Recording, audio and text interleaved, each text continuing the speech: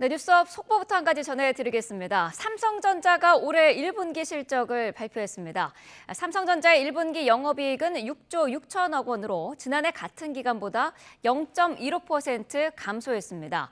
매출은 79조 원으로 지난해 1분기보다 9.84%가 증가했습니다. 다시 한번 전해드리겠습니다. 삼성전자가 올해 1분기 실적을 조금 전에 발표했는데요. 1분기 영업이익은 6조 6천억 원으로 지난해 같은 기간보다 0.15%가 감소했고요. 매출은 79조 원으로 지난해 1분기보다 9.84%가 증가했습니다. 잠시 뒤 취재기자 연결해서 좀 더 자세한 내용 전해드리도록 하겠습니다. 트럼프 대통령의 관세 폭주가 이어지고 있습니다. 자신의 관세에 보복하지 말라는 경고를 어겼다면서 중국에 50% 추가 관세를 부과하겠다고 밝혔는데요. 나머지 국가와는 곧바로 협상을 시작하겠다며 중국과 분리 대응하겠다는 방침도 분명히 했습니다. 워싱턴 권중희 특파원입니다. 중국이 미국과 똑같은 34% 상호 관세로 대응하자 트럼프 대통령은 추가 관세로 맞받았습니다.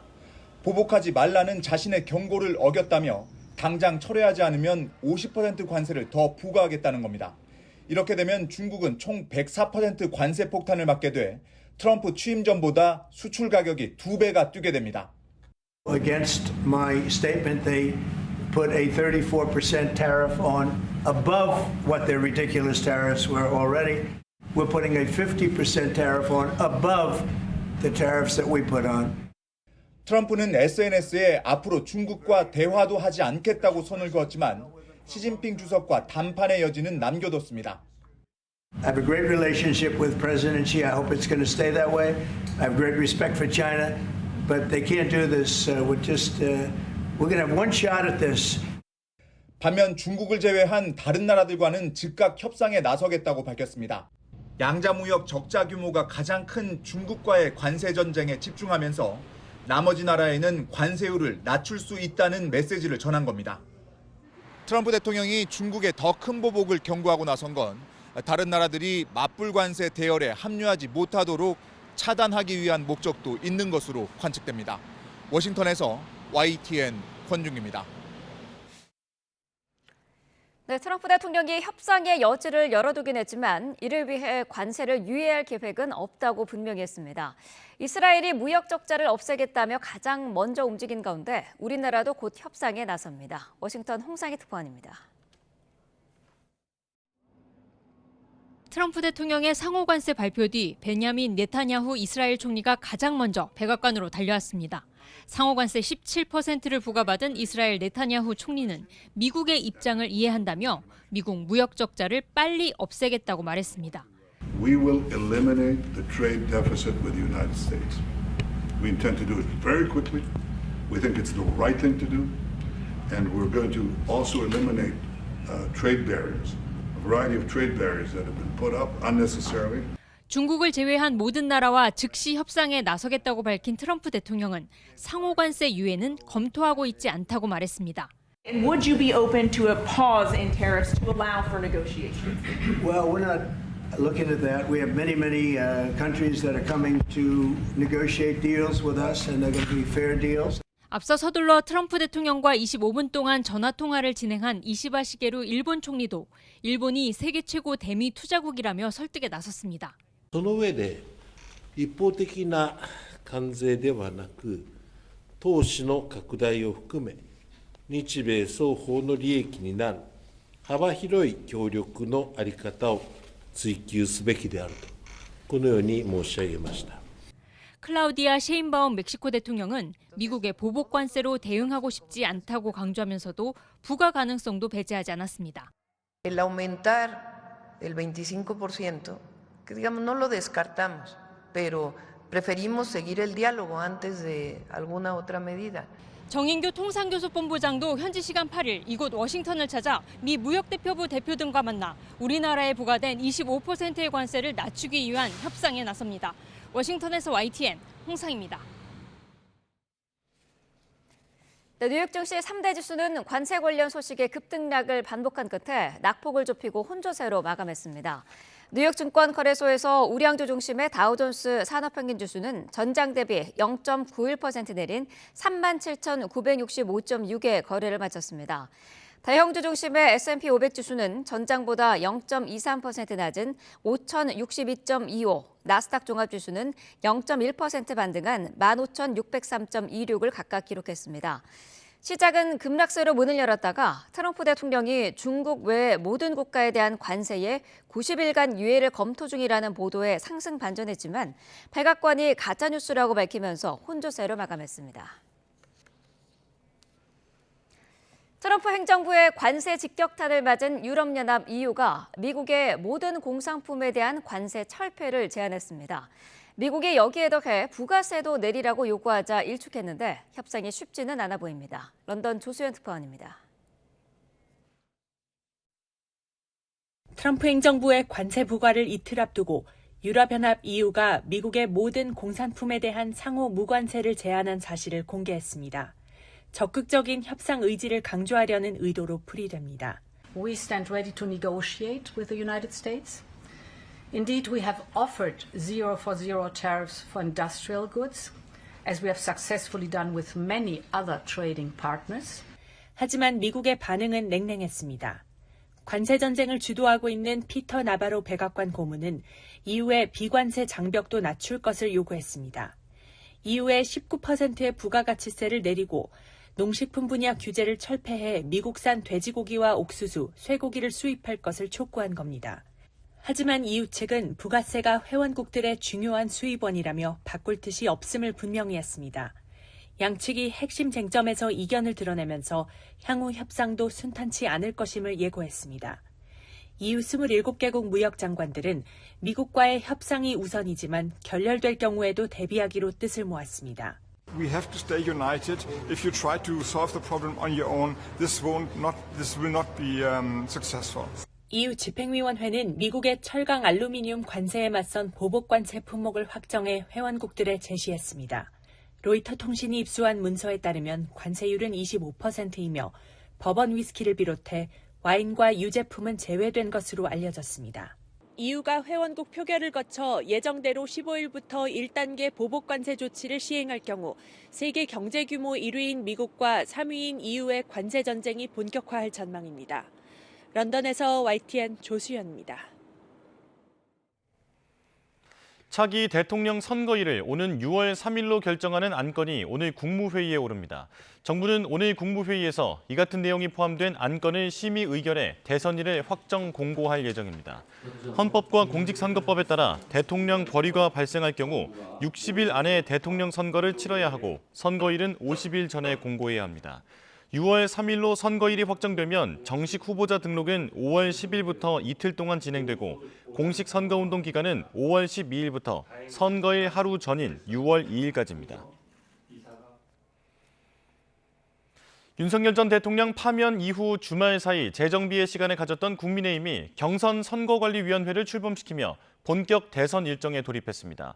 당 지도부는 이번 대선을 민주당과 이재명 대표를 심판하는 선거로 규정하고 내부 단합도 독려하고 있습니다. 김다연 기자입니다.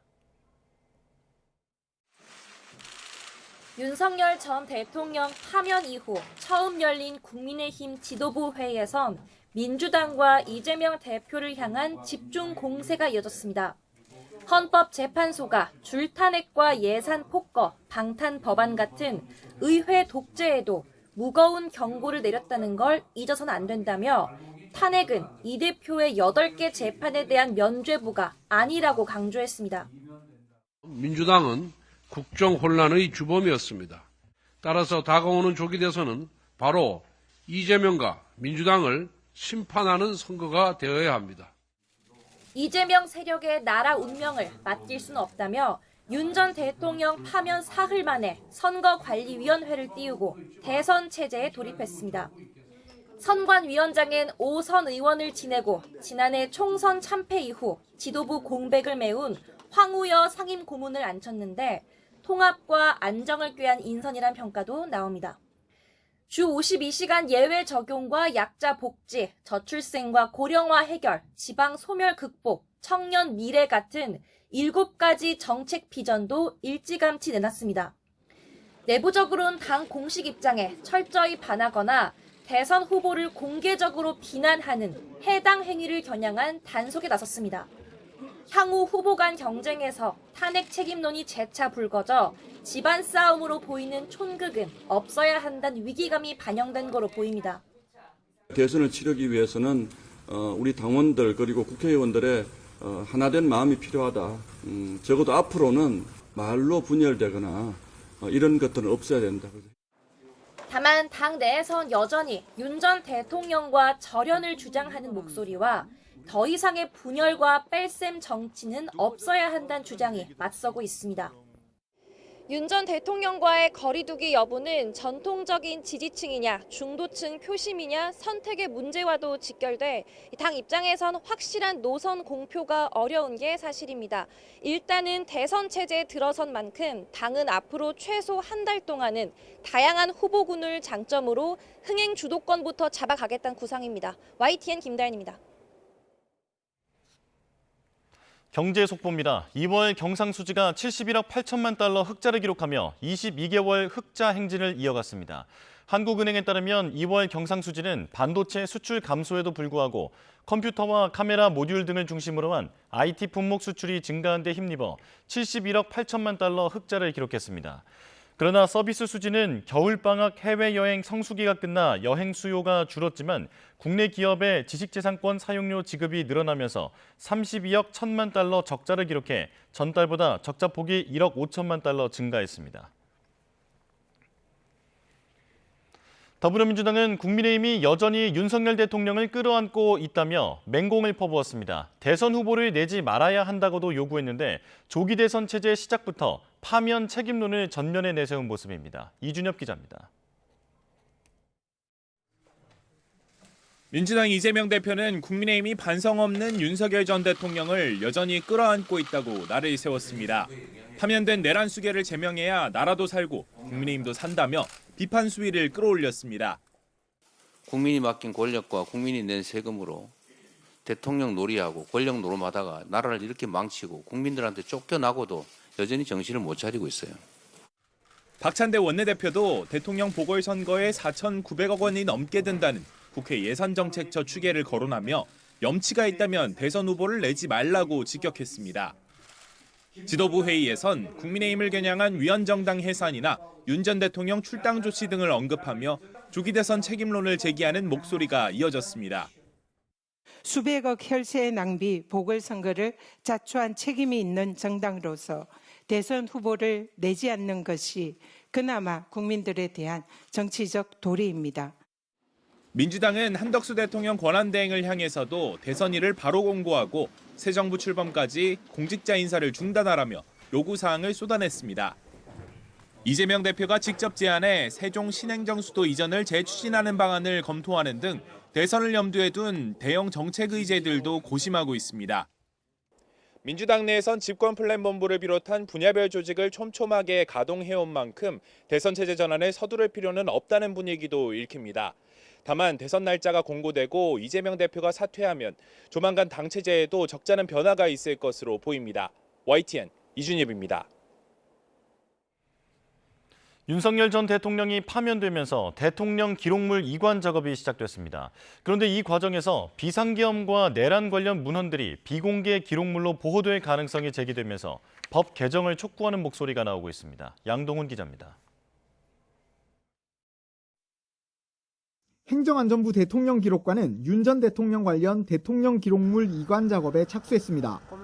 이 과정에서 어떤 기록이 지정 기록물로 지정될지 관심입니다. 국가안전보장에 중대한 위험을 초래하거나 국민 경제 안정을 저해하는 등의 우려가 있는 기록물은 지정 기록물로 지정해 15년까지 비공개할 수 있는데 특히 사생활 관련 기록의 경우 30년 동안 비공개할 수도 있습니다. 국회 제적의원 3분의 2 이상이 찬성하거나 관할 고등법원장이 영장을 발부하는 경우를 제외하고는 열람이나 사본 제작이 불가능합니다. 지정 기록물 지정 권한은 대통령으로 규정돼 있지만 윤 전 대통령이 파면되면서 전례에 따라 한덕수 권한대행이 지정 권한을 갖게 됩니다. 그런데 이 과정에서 12.3 비상계엄 관련 기록물이 대거 비공개로 묶이는 것 아니냐는 우려의 목소리가 나옵니다. 계엄 관련 국무회의록, 계엄 상황일지 같은 내란 혐의를 밝히는 데 중요한 자료들까지 봉인되면 수사에 차질이 생길 수 있기 때문입니다. 과거 박근혜 전 대통령이 파면된 뒤 황교안 대통령 권한대행이 세월호 참사 당시 대통령 7시간 관련 청와대 문서들을 지정기록물로 지정해 논란이 됐습니다. 이런 이유로 비상계엄 관련 문건은 지정기록물 예외로 해야 한다는 주장이 나옵니다. 지정 기록으로 보호하는 거는 대통령의 정치적 역할들을 이제 보호해주기 위해서 그러는 건데 파면의 가장 핵심 사유가 이 계엄과 내란인 거거든요. 보호할 그 이유가 사라진 것이죠. 한 권한대행 역시 내란 혐의 수사를 받고 있는 만큼 대통령 기록물 지정 권한을 제한해야 한다는 주장도 있습니다. 대통령 기록관장에게 권한을 부여하고 위원회 같은 것들을 만들어서 심의하도록 하는 절차를 법률에 규정하는 것도 하나의 방법이라고 생각을 합니다. 당장 시스템 개선이 어렵다면 한 권한대행 스스로 지정기록물 지정을 최소화해 비상계엄 사태의 진상을 투명하게 밝히는데 협조해야 한다는 요구도 나옵니다. YTN 양동훈입니다. 네, 계속해서 정치권 상황 짚어보겠습니다. 김기흥 국민의힘 대변인, 박성민 전 더불어민주당 최고위원과 함께하겠습니다. 어서 오십시오. 안녕하세요. 네.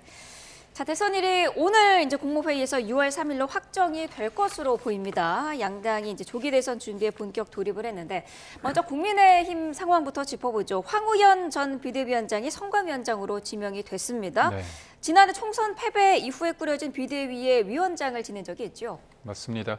어떻게 보면 당이 힘들 때 이렇게 항상 등판해 주셔서 감사합니다. 네. 근데 지금 저희가 당 선관위에서 가장 중요한 일은 뭐냐면요.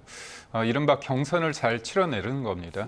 그런 면에 있어서 경선이라고 하면 여러 가지 이해 당사자들이 모여서 뭔가 경쟁을 하게 된다면 거기에 대해서 뭔가 하나의 목소리로 만들어내고 룰 세팅을 하는 가장 어떻게 보면 민감한 상황이긴 한데요. 네. 그런 측면에 있어서는 당의 어떤 여러 가지 경험이 있는 분, 선거도 국회의원도 5선이나 하셨고요. 그리고 무엇보다도 사회부총리도 하셨고 그다음에 비대위원장도 역임한 만큼 당이 어떻게 굴러가는지 제대로 알고 있습니다. 네. 그리고 또 때로는 저희의 이번 경선 같은 경우는 무엇보다 중요한 게 뭐냐면 내부적인 어떤 갈등이 파열음으로 일어나면 절대 안 됩니다. 네. 이게 역동성을 발휘해야지 지나치게 돼서 그게 소위 말해서 분열로 이르는 어떤 씨앗이 되면 안 되기 때문에 어떤 상황에 대해서는 되게 단호함도 보여야 되는 그런 측면이 있습니다. 그런 측면에서 황우여 선관위원장이 된 거는 제가 볼 때는 뭐 아주 적절한 인사다 그렇게 보고 있습니다. 네, 민주당 이재명 대표는 이번 주에 뭐 대표직을 물러날 거라는 관측이 많던데 경선 캠프는 어느 정도 짜여져 있겠죠? 네, 지금 뭐 사실상 이제 많이 짜여져 있다라고 관측이 나오고 있는 상황이고 네. 사실 인사들의 이름과 직책까지도 거론이 되고 있는 상황입니다. 네. 뭐 예를 들면 선거대책위원장으로 5선의 윤호중 의원이나 아니면 정책본부장의 4선 윤우덕 의원, 그다음에 총괄본부장으로 3선의 강훈식 의원,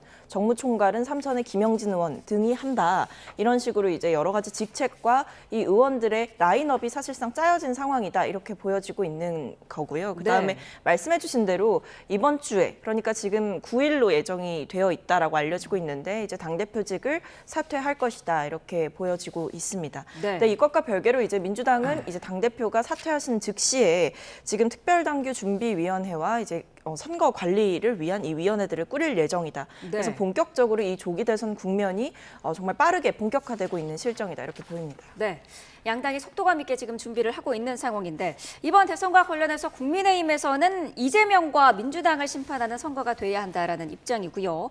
민주당은 국민의힘이 염치가 있으면은 이번에는 후보를 내지 말아야 한다라고 주장을 하고 있습니다. 자, 먼저 국민의힘은 어떻게 들으셨나요? 박찬대 원내대표의 네. 말씀입니까?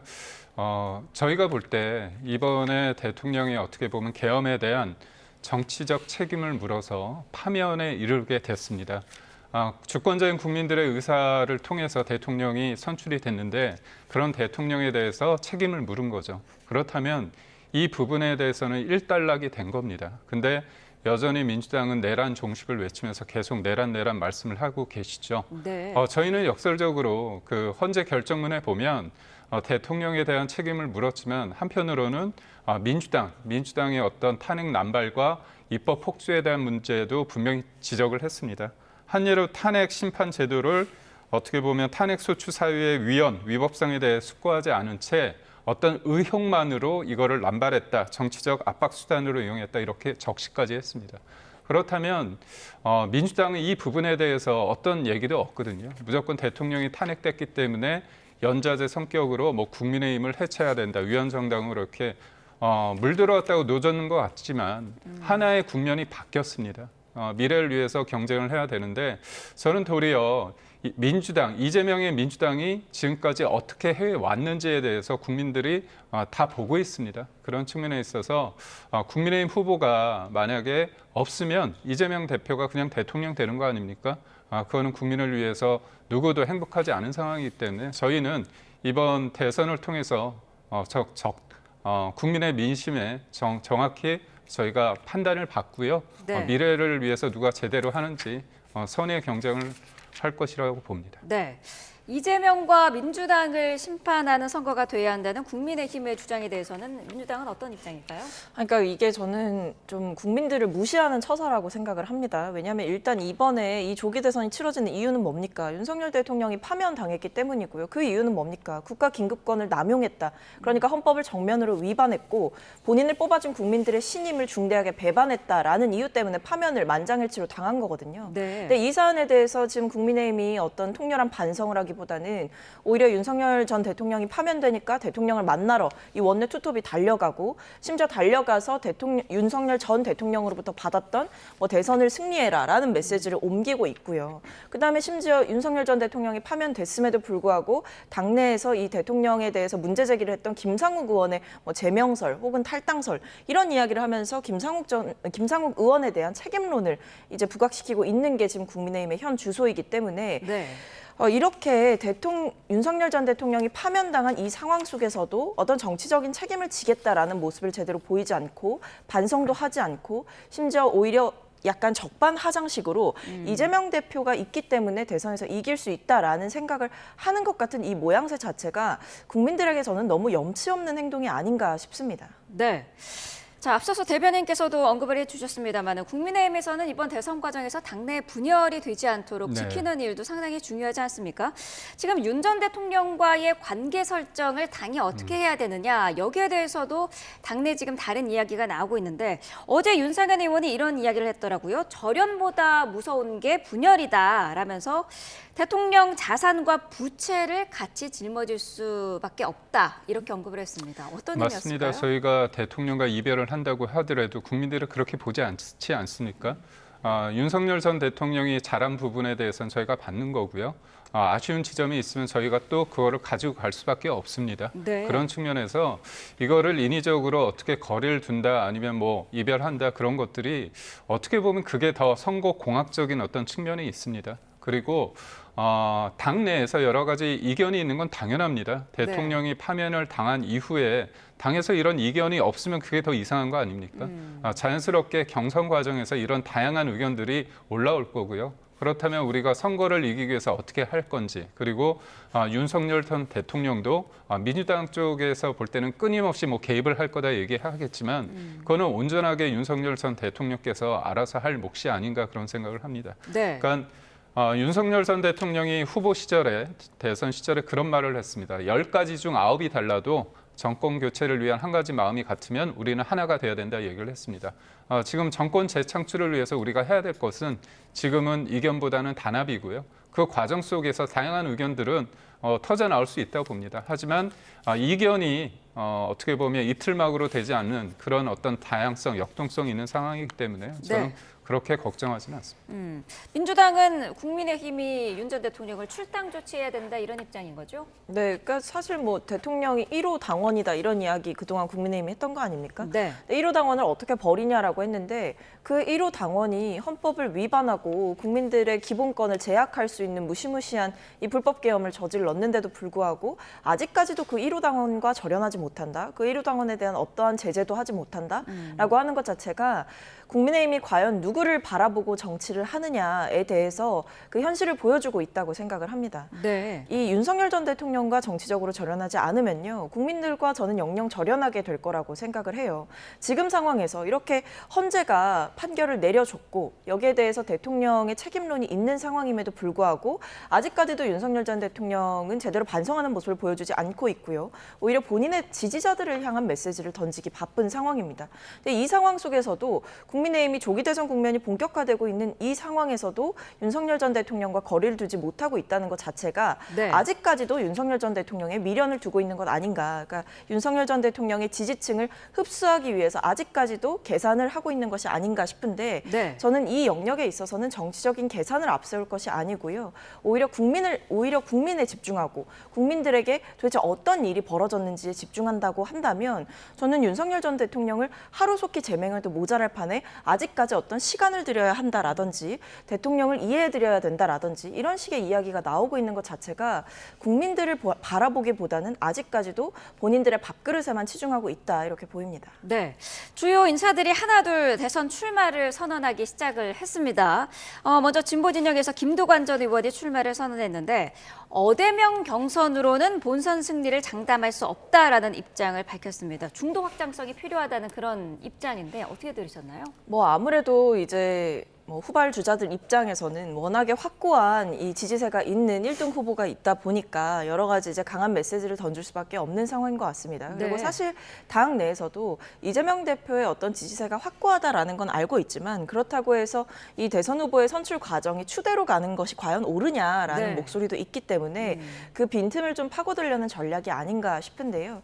근데 다만 여러 가지 주장을 하셨습니다만 분권형 4년 중임제를 해야 된다라든지 아니면 오픈 프라이머리 경선을 그러니까 완전히 국민들에게 개방하는 그 경선을 해야 된다라는 여러 가지 이제 본인이 할 수 있는 개혁적인 주장들을 펼치고 있는 상황이긴 합니다. 근데 다만 지금의 이 조기 대선 국면이라는 것이 통상의 국면이 아니고 네. 사실은 이 윤석열 전 대통령이 저지른 이 불법 계엄을 단죄하고 헌법의 이름으로 단죄하고 그 다음 장으로 나아가고 있다라는 점에서 단순히 어떤 어대명 경선으로는 본선 승리를 할 수 없다라는 주장 외에 어떤 새로운 아젠다가 좀 더 필요하지 않을까 싶기는 합니다. 네. 김부겸, 김경수, 김동연 등 비명 잠룡들도 조만간 출마 입장을 밝힐 것으로 보이는데 그 이른바 이 어대명의 분위기 속에서 좀 존재감이랄까요? 그런 걸 펼칠 수 있을까요? 현실적으로 좀 어렵다고 봅니다. 다만 이재명 대표가 통합적인 행보를 보이다가 일부 유튜브에 나가서 비명계에 대해서 그렇게 얘기하지 않습니까? 본인 체포동의안 할 때 검찰과 짠짓이다. 그리고 폭력 세력과 암 거래를 하는 집단과 어떻게 당에 같이 할 수 있겠느냐 그런 얘기를 하지 않았습니까? 네. 그렇다면 지금 이 비명계 분들의 어떤 머릿속은 되게 복잡할 것 같습니다. 왜냐하면 지금도 어떻게 보면 총선 과정에서 비명 행사했는데 앞으로 만약에 이재명 대표가 대통령이 됐을 때 본인들의 어떤 공간이 과연 있을 수 있을까? 지금 통합적인 리더십을 보이려고 노력은 하겠지만 네. 사람이 변하지 않는 거 아닙니까? 이재명 대표 같은 경우는 권력은 잔인하게 행사해야 된다 그런 얘기까지 한 만큼 어떻게 보면 믿기는 되게 어려울 것 같아요. 그렇지만 이번에 어떤 비명계의 공간이 있을 방법은 단 하나 있습니다.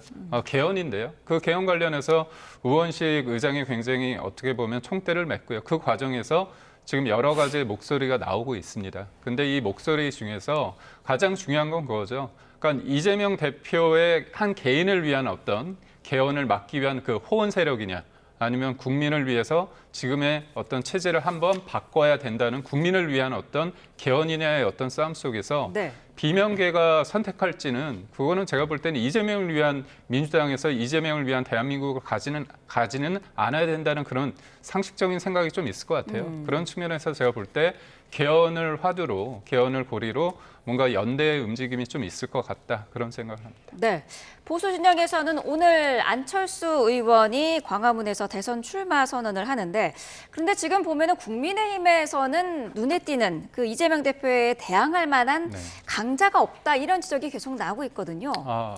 좋게 보면 다양한 어떤 우리가 선택지가 있는 거죠.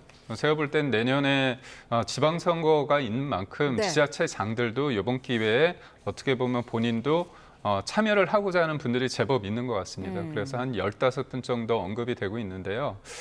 문제는 뭐냐면 문제가 아니라 다음 주까지의 이분들의 이름이 언급이 됩니다. 네. 다다음 주 되면 4분 정도로 컷오프가 되거든요. 그때부터야 어떻게 보면 본격적인 레이스가 되는데 이번 대선의 어떤 특징이라 본다면 새로운 사람이 뭔가 이 장에, 이 경쟁에 들어오긴 쉽지 않습니다. 그래서 제가 4명을 언급할 수 있지만 또 다른 분들이 서운해할 수 있기 때문에 네. 제가 자제를 하겠지만 그 4명은 국민들이 오랫동안 봐왔던 분입니다. 그래서 이재명 대표와의 어떤 경쟁 속에서 누가 대한민국을 잘 할지에 대해서 생각을 할 텐데 저는 무엇보다도 이재명 대표의 장점이 있죠. 하지만 대통령이 계엄과 탄핵 그리고 파면에 이르는 그 과정 속에서 이재명 대표가 보여줬던 그 리더십이 과연 안정적인가 아니면 본인의 어떤 대통령을 하기 위해서 다른 것들은 굉장히 무절제하게 뭔가 좀 포괄적으로 한 부분이 없지 않아 있다고 보기 때문에 네. 그 부분에 대해서 대통령은 국민들은 이재명 대표라는 분에 대해서 굉장히 위험하구나, 불안하구나, 무섭다 그런 생각을 할 수밖에 없거든요. 그래서 저희가 할 수 있는 것들을 하다 보면 국민들이 차분하게 선택할 거라 봅니다. 네, 보수 진영에서는 그나마 지지율이 높게 나타났던 김문수 장관은 아직 침묵을 지키고 있는데 어제 보수 진영 전직 국회의원 125명이 김문수 장관의 출마를 촉구하는 기자회견을 열기도 했더라고요. 어떻게 보셨습니까? 저는 이제 판이 깔리고 있다 이렇게 보이는데요. 네. 그러니까 김문수 장관이 물론 이제 말로는 고심하고 있다라고 하지만 사실은 저는 출마가 확정적이라고 봅니다. 그게 아니라면 뭐 한사코 이런 전직 국회의원들의 이 출마 촉구하는 기자회견 자리조차도 사실은 거절을 했을 것이고 어떤 여러 가지 흐름이나 뭐 여론조사에 거론되거나 할 때 본인 이름을 빼달라고 할 수도 있는 거거든요. 네. 네, 그런 적극적인 조치 없이 고심하고 있고 어떤 역할을 해야 될지에 대해서 고민하고 있다라는 듯한 이 뉘앙스를 밝히는 것 자체 그리고 이제 여러 가지 이제 취재가 되고 있는 상황들을 봤을 때에는 조만간 출마를 공식화할 것이다. 그러니까 국무회의를 마치고 이제 본인의 소회를 얘기하면서 이제 직을 정리를 하는 그런 수순을 밟게 될 거다 이렇게 보이는데요. 네. 근데 뭐 저는 일단 국민의힘에서 주자가 많이 나온다 이런 이 흐름을 보면서 이러면서도 또 반 이재명이라는 구호를 내걸고 대선을 치러보겠다라는 이 포부를 밝히고 있는데 저는 그걸로는 안 된다라고 생각을 합니다. 네. 그러니까 지금의 대선 국면은요. 반 이재명 정서로 치르는 게 아니라 반 민주당 정서로 치르는 게 아니라 이 불법 계엄에 대한 통렬한 반성으로 치러져야 되는 선거입니다. 사실 정말 국민의힘이 염치가 있다라고 한다면 본인의 당에서 그러니까 본인들의 당에서 배출했던 그 전직 대통령이 파면을 당했고 그 파면을 당하는 과정 가운데에서 이 불법 계엄의 위법 위헌성이 명백하게 드러났고 그렇다고 한다면 누구 하나는 정치적 책임을 제대로 져야 되는 거 아니겠습니까?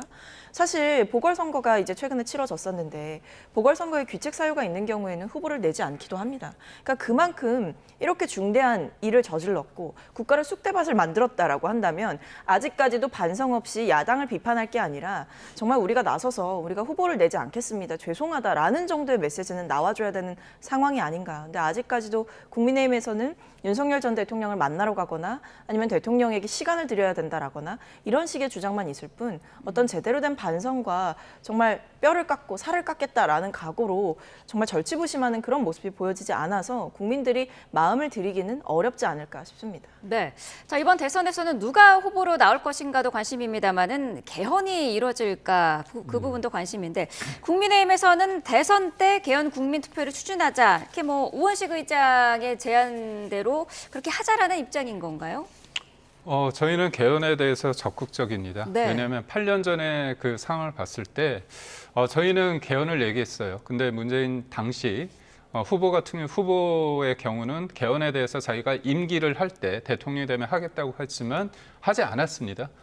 개헌이라고 한다면 뭐냐면 이제까지 87 체제 이후에 대통령들 8분 중에 3분이 퇴임 후 구속이 됐고요. 1분은 안타까운 선택을 했고요.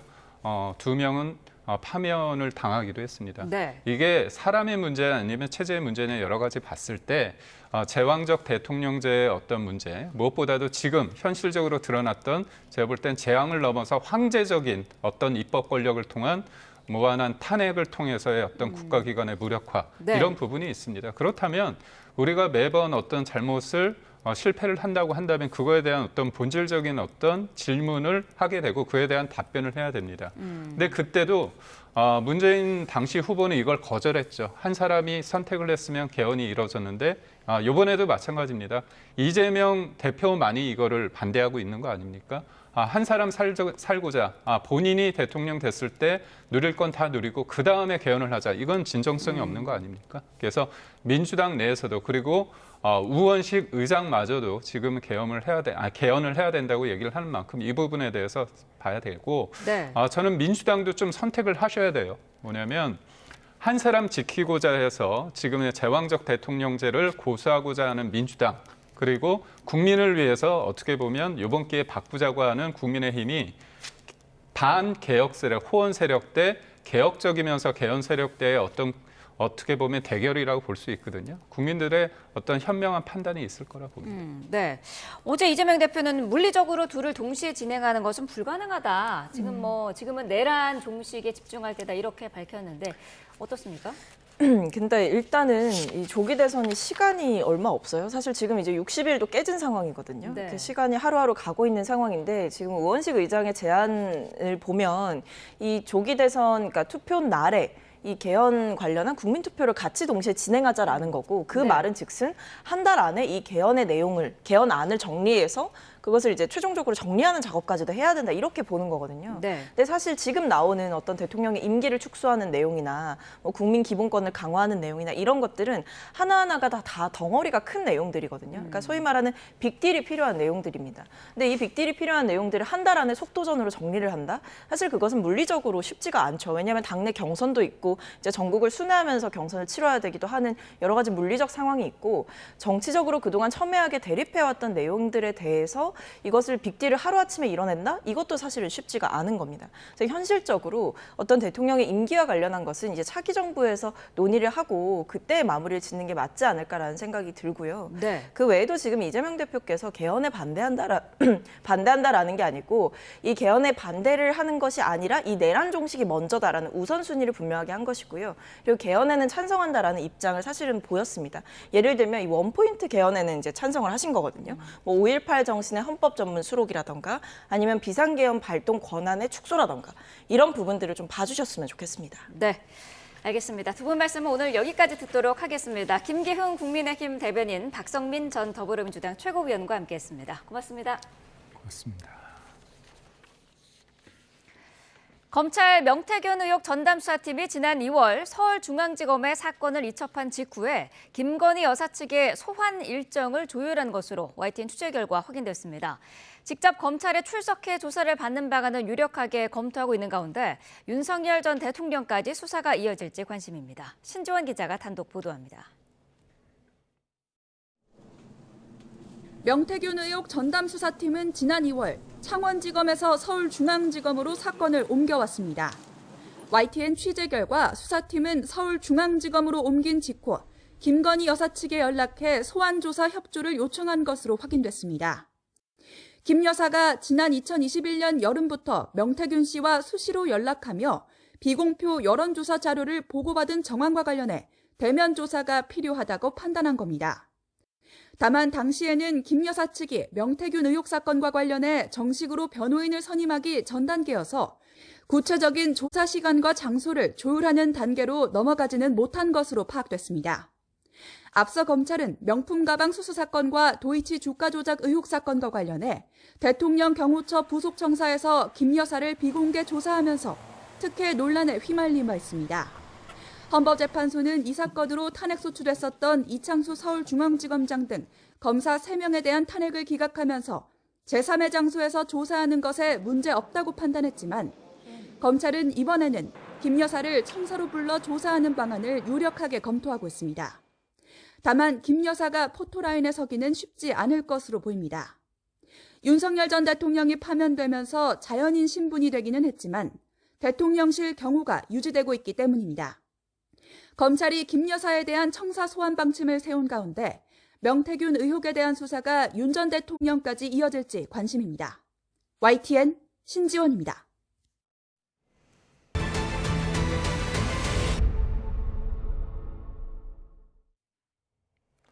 어제 경남 하동군 옥종면에서 산불이나 산불 대응 2단계가 발령된 가운데 밤샘 진화 작업이 진행됐습니다.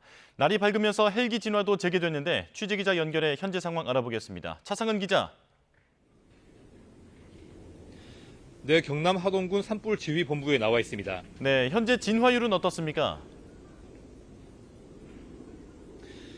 네, 아침 7시 기준 진화율은 93%를 기록하고 있습니다. 새벽 한때 진화율이 99%까지 오르기도 했지만 바람을 타고 불이 번지면서 진화율이 소폭 내려갔습니다. 날이 밝으면서 헬기 진화가 재개됐는데 진화 작업에 더 속도가 붙을 전망입니다. 산불이 난 곳은 경남 하동군 옥종면 흐신리 일원입니다. 어제 정오쯤부터 불이 시작돼 18시간 넘게 이어지고 있습니다. 진화 헬기 31대와 667명이 현장에 투입됐습니다. 인근 마을 주민들에게는 대피령이 내려져 있습니다. 131세대 242명이 옥종고등학교와 체육관인 옥천관 등으로 대피해 임시로 머무는 거로 집계됐습니다. 산림당국은 어제 오후 1시 25분 산불 대응 1단계에 이어 오후 3시 반에는 2단계를 발령했습니다. 예상되는 피해 면적이 50에서 100헥타르일 때 내리는 단계입니다. 다행히 밤샘 진화 끝에 전체 화선 5.18km 가운데 대부분을 끄는 데 성공해 남아있는 화선은 0.35km로 추정됩니다. 어제 산불이 시작된 곳 인근에서는 70대 남성이 양손에 2도 화상을 입어 병원으로 이송됐습니다. 산림당국은 이 남성이 예초기를 쓰다가 불이 난 거로 보고 있는데 다른 인명피해는 현재까지 없는 거로 파악됐습니다. 산림당국은 불을 완전히 끄는 대로 정확한 피해 면적과 화재 원인을 조사할 계획입니다. 지금까지 경남 하동에서 YTN 차상입니다. 영남 지역 산불이 끊이질 않고 있습니다. 대형 산불로 번진 원인으로 울창한 소나무 숲 등이 꼽혔지만 가장 큰 문제는 기후변화에 있는데요. 최근 빈번해진 산불이 전하는 기후의 경고를 고한석 기자가 분석했습니다. 기상위성이 촬영한 영상입니다. 지난달 22일 13시 10분 경북 의성과 경남 산청에서 연기가 피어올라 강한 서풍을 타고 동해로 뻗어갑니다. 26일 경북 동쪽 지역이 순식간에 연기에 휩싸입니다. 시속 8.2km에 이르렀던 강풍, 타기 쉬운 소나무 숲 등이 전례 없던 확산 속도의 원인으로 거론됩니다. 소나무는 6.25 전쟁으로 폐허가 된 우리 국토를 푸르게 만드는 데 결정적인 역할을 했습니다. 개체수가 갑자기 늘어난 것도 아니어서 최근 산불이 대형화하는 원인으로 꼽기에는 무리가 있습니다. 소나무가는 죄가 없다. 왜 죄가 없냐면 소나무 같은 경우는 굉장히 척박한 토양에 잘 자라는 나무입니다. 그래서 소나무가 먼저 들어오고 난 다음에 여러 가지 잘 자라서 낙엽도 떨어뜨리고 막 그러면 이제 토양이 비옥해지지 않습니까? 산불의 근본 원인은 소나무가 아니라 지구 온난화, 한반도에 찾아온 급격한 기후 변화입니다. 온난화가 진행이 된다는 얘기는 단순히 이제 지구의 온도가 증가한다라는 의미를 넘어서서 폭염이나 집중호우나 혹은 폭설이라든지 태풍이나 가뭄이나 산불 등 다양한 그러한 어떤 극한 현상들의 빈도와 강도가 더 커질 수 있다. 실제로 지난해에는 기상 관측 이래 가장 더워서 우리나라 평균 기온이 평년보다 2도 높았습니다. 기온이 1.5도 상승하면 산불 위험은 8.6%, 2도 오르면 13.5% 높아집니다. 강수량도 핵심 요인입니다. 봄 강수량이 100mm 미만, 건조한 상태에서는 산불 위험도가 2배 이상 증가한다는 연구 결과도 있습니다. 특히 지난해 지역별로 극심한 편차를 보이면서 12월에서 2월까지 영남권 강수량은 13.8mm에 불과했습니다. 이렇게 이례적인 고온 건조한 날씨로 초대형 산불이 발생하는 건 전 지구적인 현상입니다.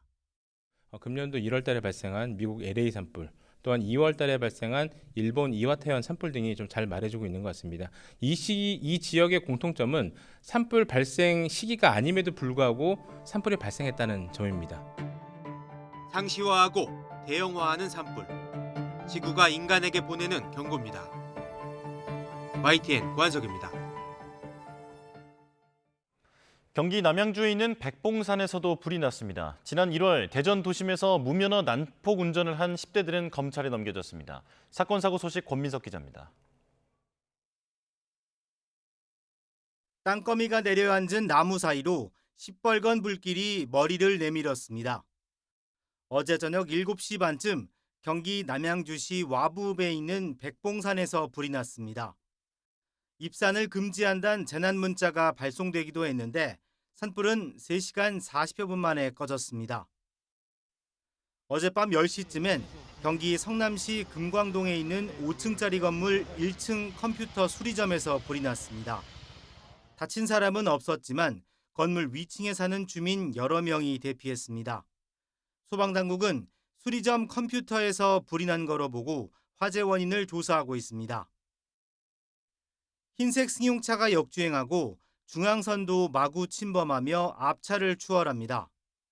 지난 1월 30일 밤 대전역 근처 도심에서 20여 분간 이어진 광란의 도주국입니다. 운전자는 16살 A군으로 또래 친구들과 함께 친척 면허증을 도용해 렌터카를 빌린 뒤 무면허, 난폭 운전을 일삼았습니다. 경찰은 A군 등 10대 2명을 불구속 송치하고 다른 2명을 조사하고 있습니다. YTN 권민석입니다. 대한항공 조종사들이 비상계엄 사태와 탄핵 필요성 등 정치 사안에 대한 이견으로 몸싸움까지 벌이다가 중징계를 받았습니다. 대한항공 중앙상벌위원회는 지난해 말 호주 브리즈번에서 몸싸움을 벌여 회사 품위를 손상하게 한 기장 1명과 부기장 1명에 대해 각각 중징계를 내렸습니다. 두 사람은 지난해 말 인천 브리즈번 노선 운항을 마친 뒤 호주 현지 호텔에서 당시 정치 상황을 이야기하다가 다툰 것으로 전해졌습니다. 이후 기장이 다쳐 병원으로 옮겨졌고 호주 경찰이 출동해 조사를 받게 되면서 두 사람은 다음 항공편 운항을 하지 못하게 됐습니다. 마약 상습 투약으로 복역 중인 전직 프로야구 선수 오재원 씨의 필로폰 수수 혐의 사건 항소심 선고가 오늘 나옵니다. 서울중앙지방법원은 오늘 오후 2시 마약류 관리법 위반 혐의로 기소된 오 씨와 지인 등 3명에 대한 항소심 선고 공판을 진행합니다.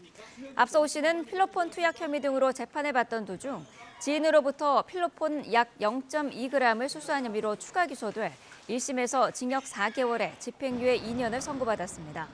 지난달 20일 열린 항소심 결심 공판에서 검찰은 1심과 같이 징역 4개월을 구형했고 오 씨 측은 별건으로 실형이 선고됐다며 선고형의 적정성을 살펴봐달라고 요청했습니다.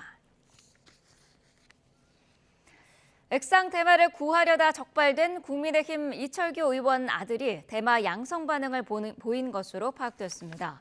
서울 서초경찰서는 최근 이철규 의원의 아들의 모발에서 대마 양성 반응이 나왔다는 감정 결과를 국립과학수사연구원에서 통보받았습니다.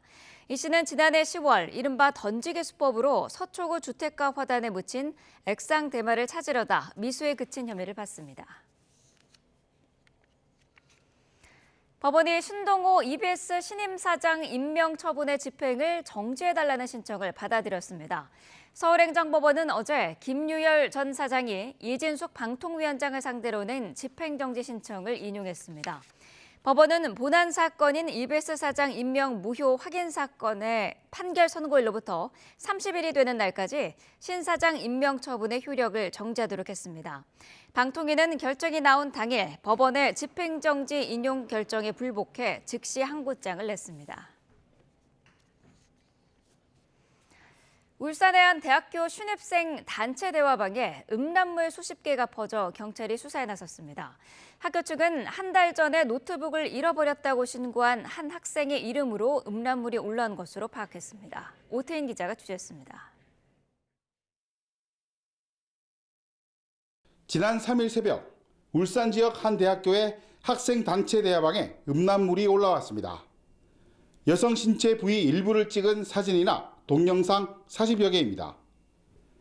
음란물을 올린 사람은 직접 찍은 것들이 많다며 개인적으로 연락해달라는 글까지 남겼습니다.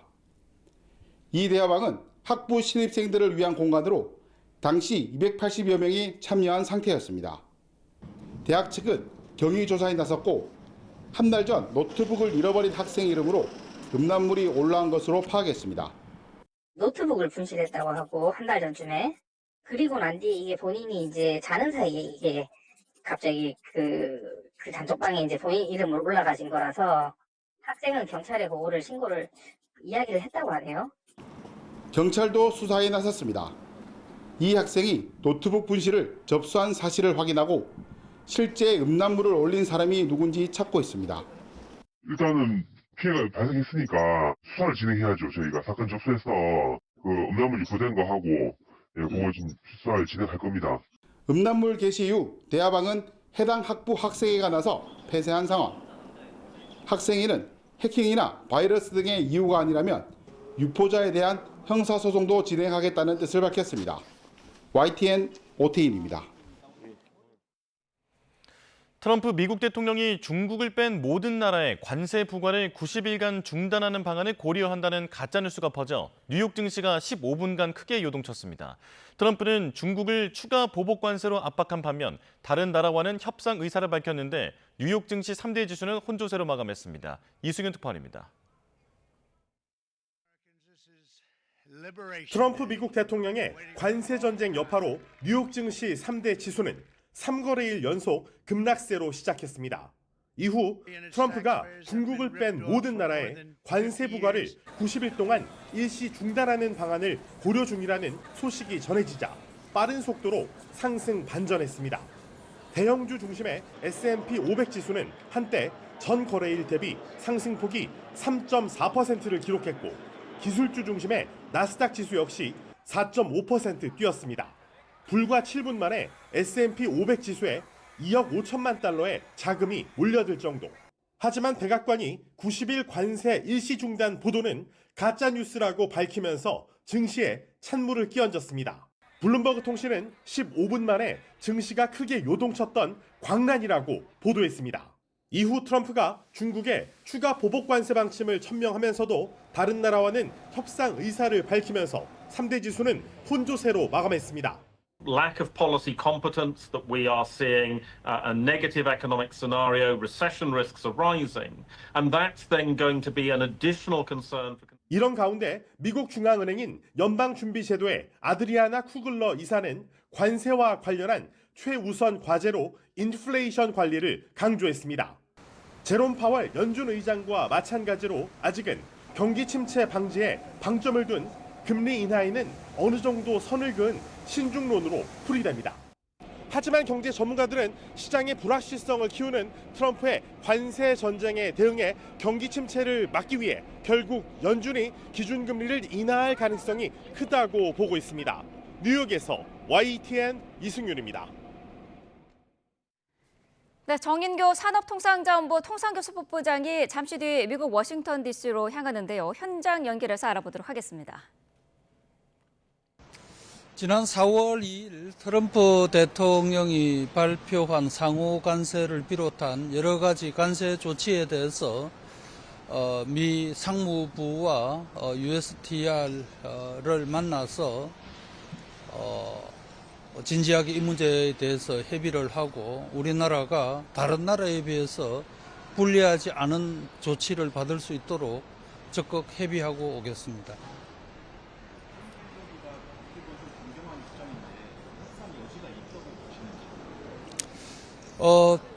지금부터 한 몇 시간 전에 미국 측에서 특히 트럼프 대통령께서 입장을 좀 바꾼 것 같습니다. 중국에 대해서는 관세를 유예하거나 인하할 가능성이 없지만 다른 나라에 대해서는 협상을 통해서 유예나 인하를 할 수 있다라고 언급을 했고 마침 방미를 앞두고 이런 매우 좋은 소식으로 저희들은 생각하고 있습니다.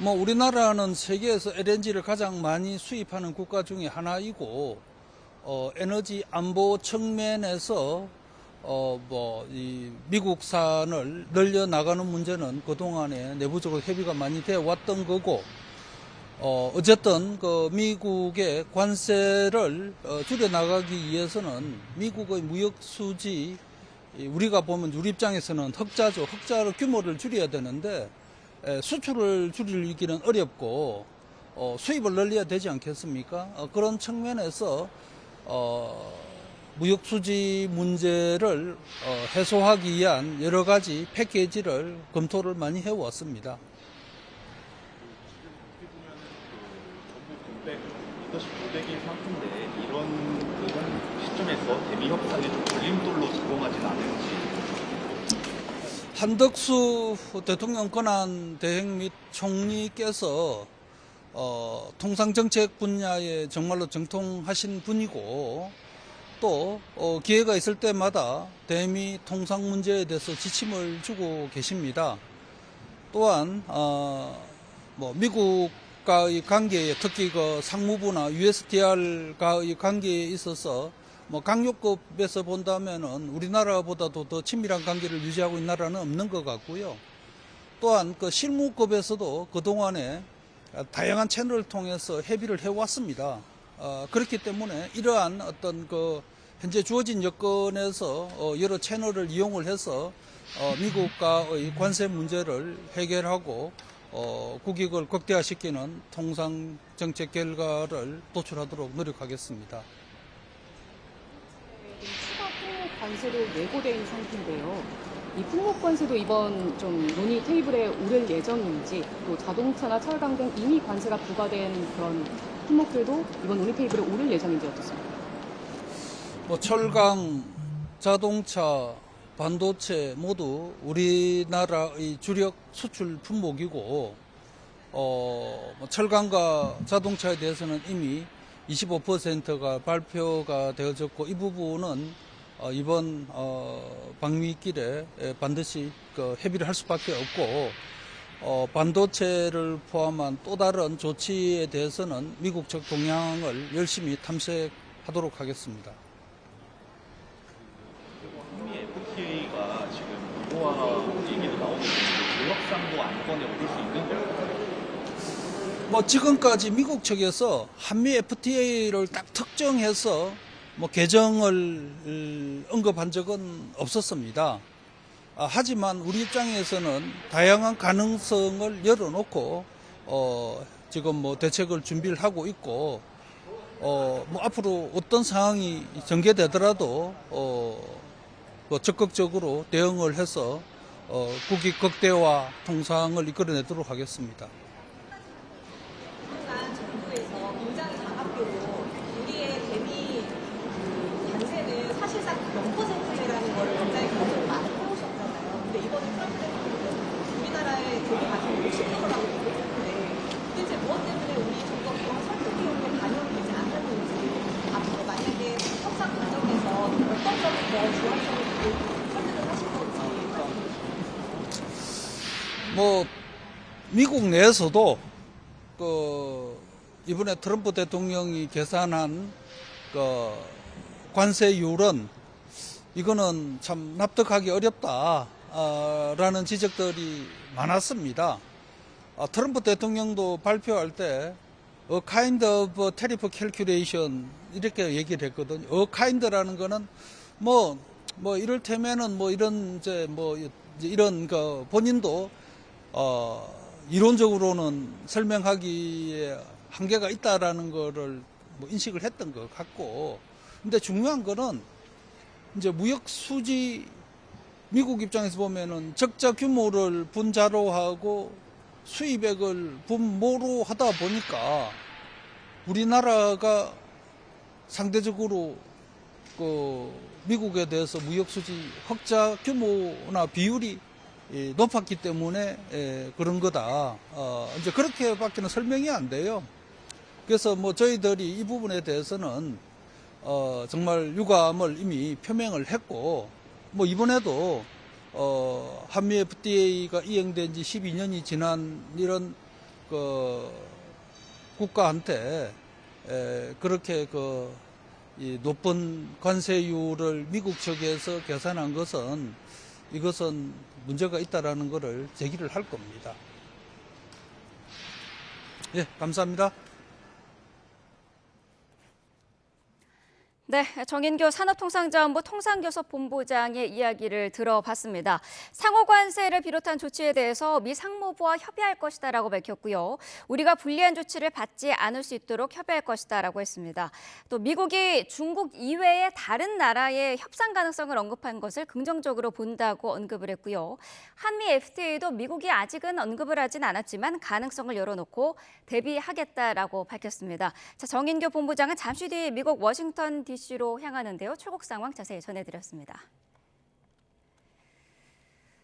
네, 속보 한 가지 더 전해드리겠습니다. 최상목 부총리 겸 기획재정부 장관이 F4 회의를 열었는데요. 여기에서 F4 회의를 중심으로 높은 경계심을 갖고 시장 상황을 면밀히 모니터링하겠다라고 밝혔습니다. 오늘 전국은행연합회관에서 한국은행 총재, 금융위원장, 금융감독원장과 함께 거시경제 금융현안 간담회를 개최했는데요. 주말 이후에 국내외 금융과 외환시장 동향을 점검하고 향후 대응 방향을 논의했습니다. 자, 여기에서 글로벌 금융시장의 변동성이 크게 높아진 모습을 보이고 있다라고 언급을 했고요. 채권과 자금 시장이 대체로 안정적인 모습을 보이고 있지만 계속해서 예의주시하겠다라고 밝혔습니다. 자세한 내용은 들어오는 대로 다시 전해드리도록 하겠습니다. 트럼프발 관세 전쟁 공포에 전 세계 금융시장이 주저앉은 가운데 가장 큰 타격을 받은 건 뉴욕 증시였습니다. 상호관세 발표 뒤에 우리 돈으로 최대 1경 원에 가까운 시가총액이 증발한 것으로 나타났는데요. 정작 트럼프 대통령은 크게 개의치 않는 모습입니다.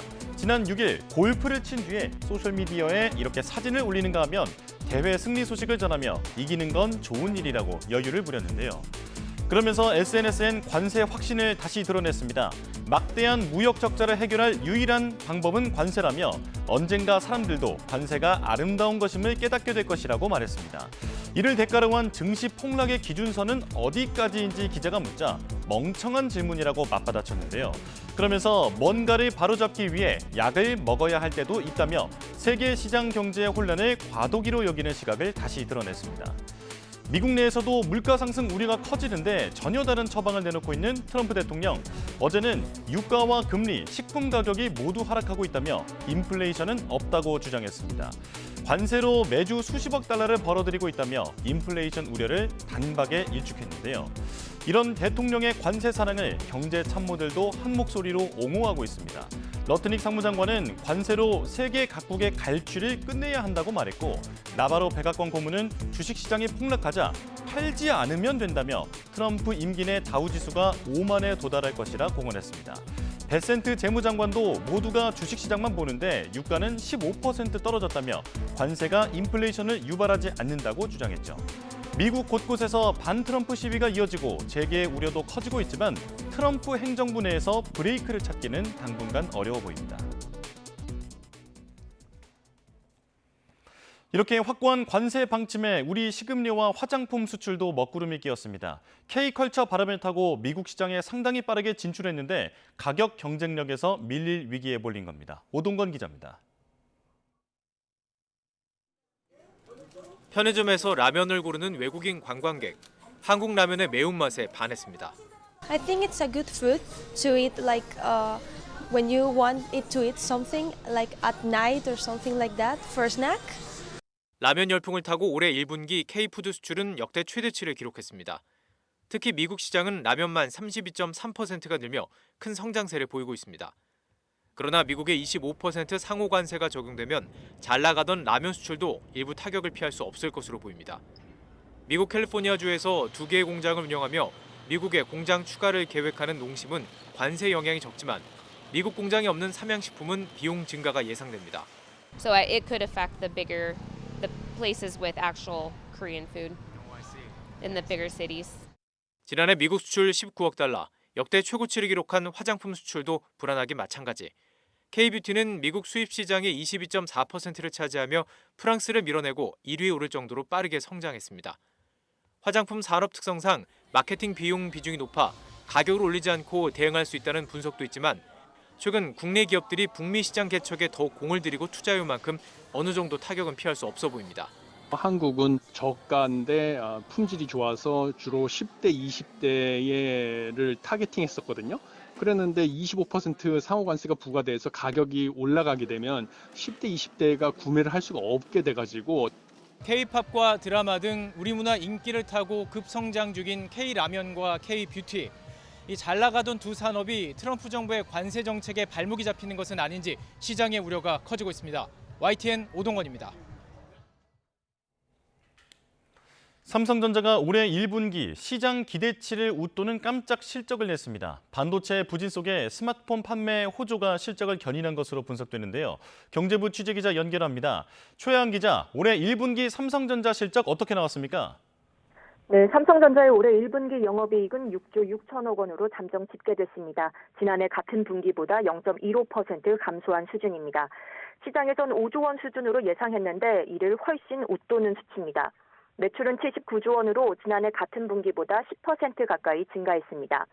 지난해 3분기에 기록했던 분기 최대 실적인 79조 1천억 원에 육박하는 수준입니다. 앞서 시장에선 삼성전자의 5세대 고대역폭 메모리 납품 지연과 범용 메모리 가격 하락으로 실적 부진이 예상됐습니다. 하지만 갤럭시 S25 모델의 판매 호조와 D램 출하량이 예상을 웃돌면서 시장 기대치를 크게 뛰어넘은 실적을 거둔 것으로 분석됩니다. 이번에 사업부별 세부 실적은 공개되지 않았지만 시장에선 스마트폰을 담당하는 모바일 경험 사업부에서 4조 원이 넘는 영업이익을 기록했을 것으로 보고 있습니다. 반도체 사업을 담당하는 디바이스 솔루션 부문의 영업이익은 1조 원 안팎 수준일 것으로 추정됩니다. 업계에선 메모리 가격 상승세로 2분기 이후 삼성전자 실적에 대한 기대감이 커지고 있지만 미국발 관세와 반도체 부진 등은 불확실성으로 남아 있습니다. 지금까지 경제부에서 YTN 최아영입니다.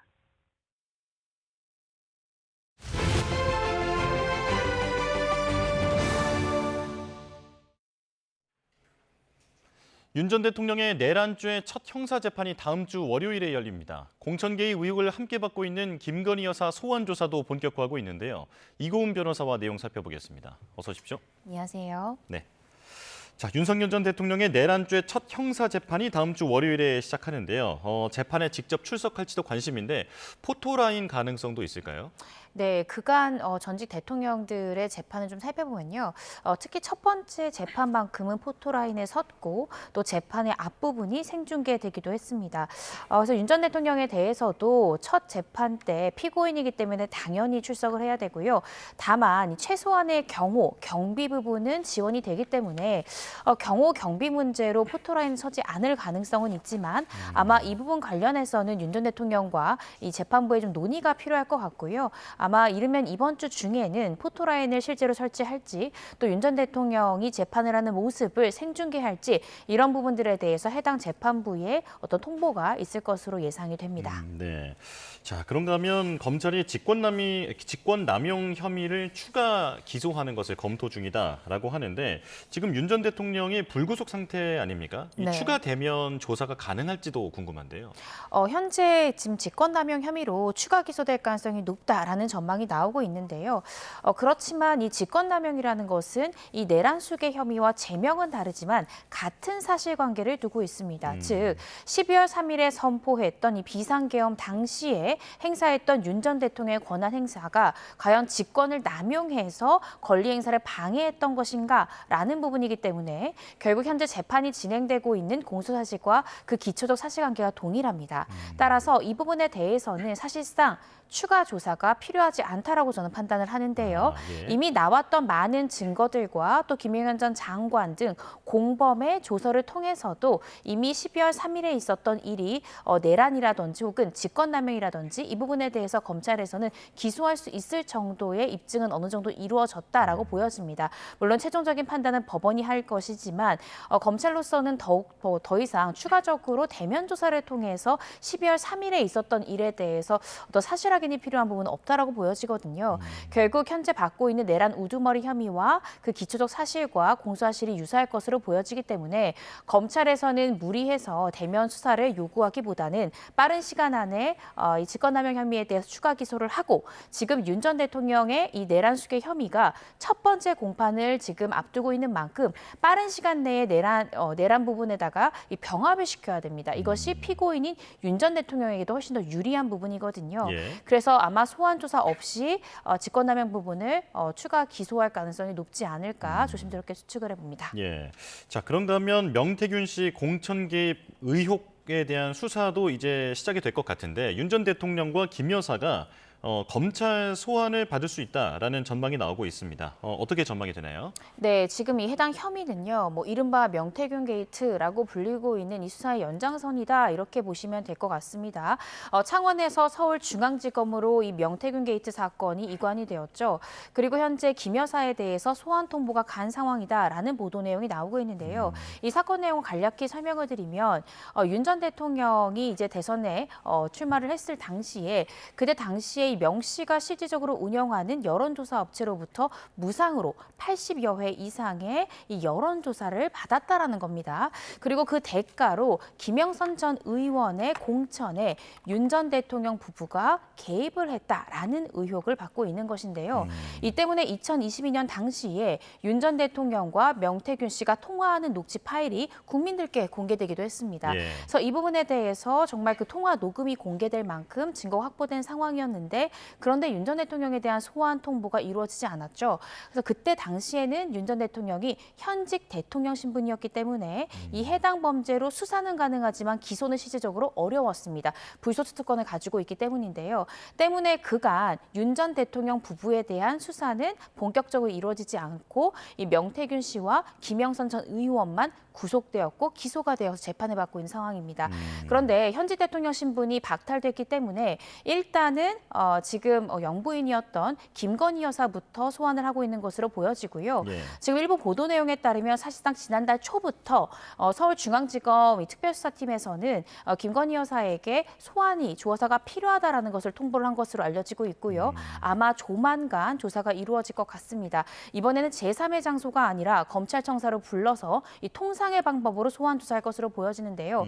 김건희 여사 수사가 이제 저는 출발이 될 것이고 결국 윤 전 대통령에 대한 이 대면 조사도 멀지 않았다라는 생각이 듭니다.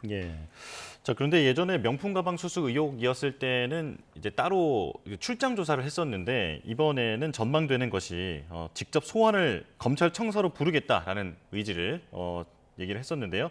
자, 지금 여기서 속보가 들어와서요. 잠시 연결을 먼저 하겠습니다. 자, 국민의힘이 원내대책회의를 열고 조기 대선 국면에서의 원내 전략에 대해서 논의합니다. 현장으로 가보겠습니다. 전 세계가 관세 전쟁에 돌입했습니다. 가장 먼저 흔들린 것은 금융시장입니다. 세계 각국의 증시가 폭락했고 국내 코스피 지수도 5% 넘게 하락하며 한때 사이드카가 발동되었습니다. 죄송합니다.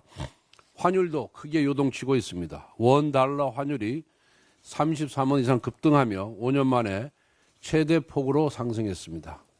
외환시장의 불확실성은 커지고 수입 물가 상승으로 가계 살림은 더 팍팍해질 전망입니다. 시티은행과 JP모건은 관세 전쟁이 장기화될 경우 한국의 경제 성장률이 0.8 내지 0.9%대까지 떨어질 수 있다고 전망했습니다. 수출로 먹고 사는 우리 경제가 벼랑 끝에 몰렸다는 뜻입니다. 특단의 조치가 시급합니다. 바로 옆에 대만은 뛰고 있습니다. 미국으로부터 32% 고율 관세를 부과받자 곧바로 12조 원 규모의 지원 대책을 마련하여 수출 기업의 이자 부담을 덜고 신규 자금도 공급하고 있습니다. 우리도 더 이상 주저해서는 안 됩니다. 기존 10조 원 규모의 추경 계획도 재검토해서 수출 기업에 대한 지원을 대폭 확대하고 경기 침체에 선제적으로 대응할 내수 진작 예산을 과감히 늘리길 바랍니다. 국민의 안전을 위한 예산도 반드시 포함해야 합니다. 최근 강릉에서 무려 2톤, 최대 6,700만 명이 동시에 투약할 수 있는 규모의 코카인 밀수입 선박이 파나마와 중국을 거쳐 우리나라에 들어온 사실이 미국 FBI 첩보로 적발되었습니다. 마약 범죄는 결코 용납할 수 없는 범죄입니다. 그런데 지난해 민주당은 마약 수사 예산 등 각종 범죄 수사 예산을 대폭 삭감하였습니다.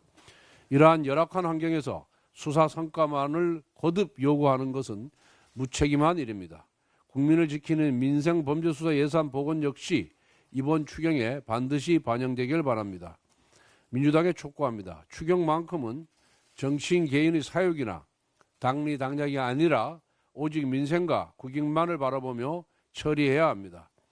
작년 말 예산을 일반 삭감했을 때부터 입벌추, 입만 열면 추경을 말하던 이재명과 민주당은 이제 그 말에 책임을 져야 합니다. 지금 민주당은 전 국민 25만 원 현금 살포가 포함된 추경만을 줄기차게 요구하면서 추경을 정략적 도구로 이용하려는 생각뿐입니다. 민생과 경제 위기는 안중에도 없습니다. 국민의힘은 4월 내에 추경 통과를 최우선 과제로 삼고 있습니다. 1차적으로 여야 간에 이견이 없는 추경부터 통과시키고 정쟁 이슈가 있는 내용은 추후 논의를 이어가야 합니다. 민주당의 협조를 거듭 촉구합니다. 말만 앞세우고 실천이 없는 이재명식 정치에 국민의 인내심은 한계를 드러내고 있음을 명심하기 바랍니다.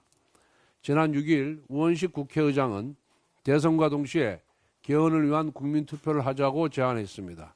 국민의힘은 즉각 동참의 뜻을 밝혔고 당 개헌특위에서 개헌안을 준비하고 있습니다. 그런데 민주당의 이재명 대표는 온갖 핑계를 대며 사실상 개헌 논의를 거부하고 있습니다. 나아가 친명 세력은 우원식 의장을 향해 의장놀이 중단하라, 개헌은 개헌하 줘라며 그건까지 내뱉고 있습니다. 지난 2022년 9월 이재명 대표는 교섭단체 대표연설에서 국회 개헌특위 구성과 개헌안 국민투표를 공식 제안한 바가 있습니다. 최근 정대철 헌정 회장과의 통화에서는 조기 대선 이전에 개헌을 하겠다는 뜻을 밝히기도 했다고 합니다. 그런데 막상 개헌 논의가 본격화되자 안면 몰수를 하며 개헌 논의를 거부하고 있습니다. 이재명 대표는 개헌 논의가 국론 분열을 부를 수 있다고 했습니다. 하지만 29번의 연쇄 탄핵과 각종 악보 폭주로 국론 분열을 획책한 장본인이 누구입니까? 바로 이재명 세력입니다. 누구도 납득할 수 없는 궁색한 변명입니다. 4월 4일 헌법재판소의 판결은 대통령의 탄핵을 넘어 우리 정치에 관용과 절제를 주문했습니다. 대통령의 계엄이 고난의 남용이라면 민주당의 연쇄 탄핵도 고난의 남용입니다. 이제는 대통령과 의회가 관용과 절제의 권력 행사를 하도록 제도적으로 강제하는 권력구조 개편이 반드시 필요합니다. 이재명 대표가 개헌 논의를 거부하는 이유는 명백합니다. 이미 이재명은 당을 1인 독재 체제로 만들었고 국회를 일당 독재 의회로 변질시켰습니다. 그리고 이번 조기 대선에서 승리하여 대통령까지 되려고 합니다. 즉 양손에 의회와 정부를 쥐고 총통처럼 절대 권력을 휘둘러 보겠다는 것입니다. 지금까지 이재명 대표는 정치적 유불리에 따라 수도 없이 말을 바꿔왔습니다. 어제도 터무니없는 이유를 대며 개헌에 대한 입장을 180도 바꿨습니다. 시건과 거짓말이 또 하나 추가된 것입니다. 사리 사욕 때문에 국가 병련대기에 해당하는 개헌마저도 수시로 입장을 바꾸는 사람을 어떻게 정치 지도자라고 부를 수 있겠습니까? 국민의 준엄한 심판을 받을 것입니다.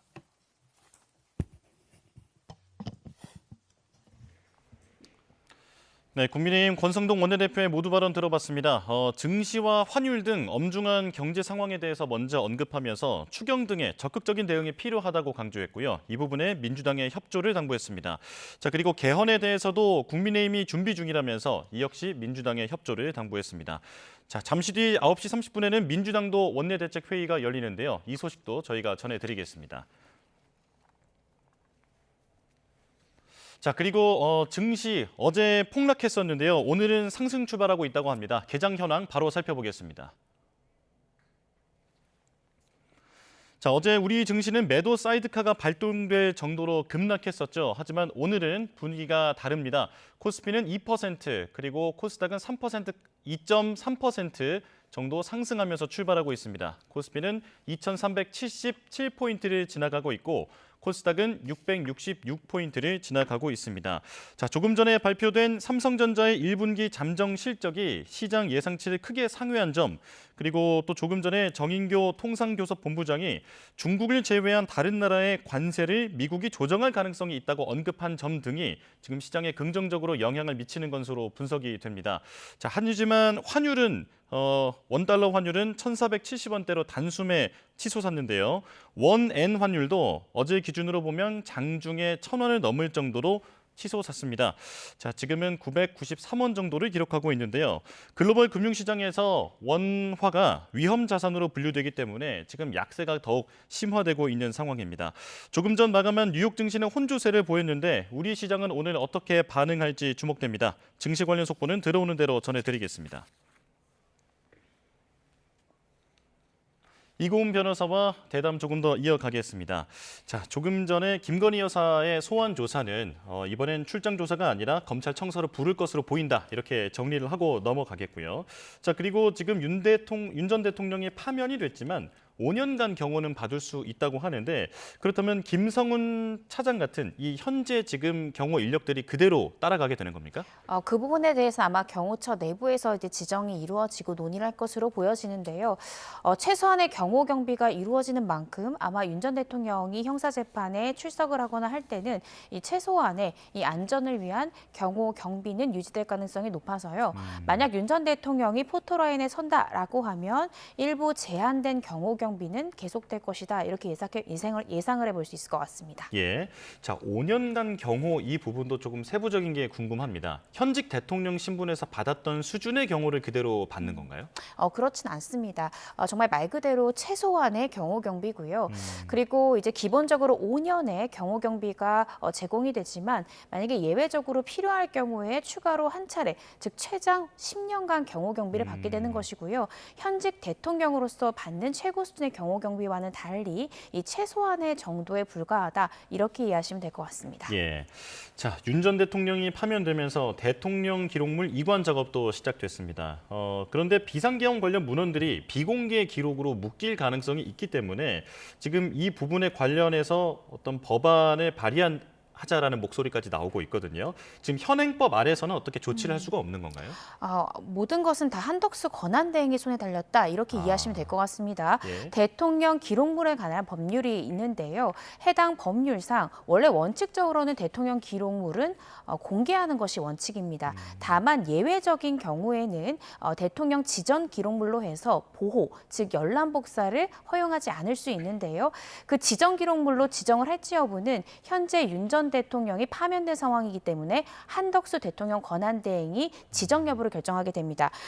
지정 기록물로 봉인이 될 경우에는 15년, 그리고 개인 사생활 관련해서는 최장 30년까지 그 공개가 불허될 수 있는데요. 근데 어떤 부분이 지금 문제가 되냐면 이렇게 지정될 수 있는 사유 중에 군사, 외교, 통일에 관한 기록물일 경우에는 열람 등사를 불허하는 지정이 될 가능성이 있습니다. 그런데 군을 동원한 부분이 12월 3일에 있었던 어떤 사실관계란 말이죠. 그렇다라고 한다면 어떻게 생각하면 군사 관련되기 때문에 이것이 공개될 경우에 중대한 위험이 초래할 가능성이 있다라고 한덕수 총리가 보고 이 부분에 대해서 지정 기록물로 지정할 경우에는 짧으면 15년, 또 개인 사생활과 관련됐다고 보면 최장 30년까지도 열람 등사가 불허되는 상황이기 때문에 12월 3일에 있었던 비상계엄에 대한 수사나 재판 과정 중에 해당 기록물이 필요할 경우에는 이 기간 동안은 아예 열람 복사가 불가능한 상황이기 때문에 진상규명에 어려움을 겪을 수 있다. 따라서 이 부분에 대한 어떤 개정이 필요하다라는 목소리가 나오고 있습니다. 예. 자, 그리고 또 속보가 들어왔는데요. 조금 전에 국민의힘 권성동 원내대표도 추경 등의 적극적인 대응이 필요하다라고 강조를 했는데 마침 최상목 경제부총리가 다음 주 초에 10조 원 규모의 추경안을 발표하겠다라는 발표를 지금 했습니다. 자, 세부 내용을 조금 더 살펴보면 10조 원 규모를 발표를 하면서 일단 산불 피해 복구에도 투입하겠다라고 이야기를 했고요. 자, 그리고 급격한 통상 환경 변화에 대응하고 AI 경쟁력을 제고하는 데 한 3조 원에서 4조 원 정도를 지원하겠다라는 방안도 밝혔습니다. 자, 그리고 내수 부진으로 어려움을 겪는 서민과 소상공인 지원에도 3, 4조 원을 투입할 계획을 밝혔고요. 서민과 취약계층의 소비 여력 확충을 위한 사업에도 최대한 발굴에 나서겠다라고 밝혔습니다. 다시 한번 전해드리겠습니다. 최상목 경제부총리가 다음 주 초에 10조 원 규모의 추경안을 발표하겠다라는 소식을 전해드렸습니다. 자, 이고은 변호사 이야기 조금 더 이어가겠습니다. 자, 먼저 윤석열 대통령에 대한 지금 내란 혐의 재판은 살짝 짚어봤고요. 이제 헌법재판소 일정에 대해서도 볼 텐데요. 모레부터 재가동이 되는데 지금 남아있는 사건은 뭐가 있습니까? 지금 박성재 법무부 장관의 이 탄핵 심판에 대한 선고를 앞두고 있습니다. 헌재에서는 앞으로 올 10일에 이 박성재 법무부 장관에 대한 탄핵 심판의 선고뿐만 아니라 일반 이 위헌법률 심판이라든지 아니면 헌법소원 사건 등 일반 사건에 대한 선고도 하겠다라고 밝혔는데요. 따라서 이 8인 재판관 체제에서 아마 10일 날 있을 재판이 마지막 또 결정 선고가 아닐까 예상이 됩니다. 알겠습니다. 여기까지 말씀 나누겠습니다. 이고은 변호사와 내용 짚어봤습니다. 고맙습니다.